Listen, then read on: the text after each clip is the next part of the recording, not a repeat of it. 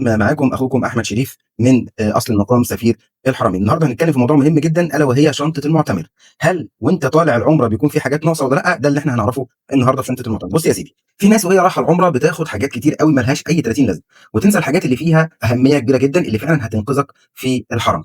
أول حاجة خالص الأوراق، جواز السفر والتأشيرة وتذكرة الطيران وحجز الفندق وصورة من كل الأوراق دي لازم تكون معاك نسخة منها على الموبايل، وتكون برضو معاك نسخة منها مطبوعة في الشنطة بتاعتك. رابع شيء اللبس نفسه، لازم يكون لبس مريح، ما تاخدش طبعا هدوم كتيره وخلاص، خد لبس خفيف ومريح، شبشب او كوتشي مريح جدا، شرابات قطن، لان المشي هناك كتير والزحمه بتتعب جدا. ولو انت راجل خليك مجهز لبس الاحرام كويس ومعاه حزام او شنطه وسط صغيره كده تحط فيها الفلوس والموبايل والاوراق. وخد بالك لو انت هتبدا السكن بمكه يبقى انت كده هتحرم وانت في الطياره، يبقى انت كده لازم تعمل عمره في الاول عند نزول مكه، فخلي الاحرام يكون معاك في الشنطه الهاند باج مش الشنطه الكبيره اللي بتكون في الطياره. ولو انت حضرتك ست وهتطلعي معانا في العمره هتاخدي لبس واسع ومريح وطرحه ثابته طبعا او ايا كان لبس حضرتك، وجزمه او شبشب مريح، وحاجات الشخصيه الاساسيه اللي هي غير مبالغ فيها، يعني مش هتاخدي كل الدنيا طبعا معاكي ولكن حاجاتك الشخصيه اللي هتكون محتاجاها بنسبه كبيره جدا.